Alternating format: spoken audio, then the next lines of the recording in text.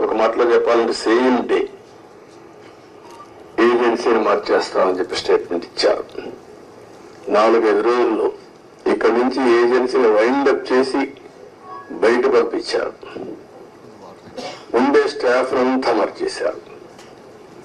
ఆ principal secretary, engineering chief అందరినీ మార్చేశారు. అక్కడి నుంచి ఎవ్వరికీ తెలియని వ్యక్తులు పెట్టేశారు. ఇక్కడ 19-20 వరదలు వచ్చాయి. గోదావరి వరదలు వస్తే ఎంత తీవ్రంగా వస్తాయో మనందరికీ తెలుసు. 2 సార్లు వరదలు వచ్చి మొత్తం మీరు చూస్తే దగ్గర డయాఫామ్ వాల్ 4 చోట్ల బ్రీచ్ అయిపోయింది.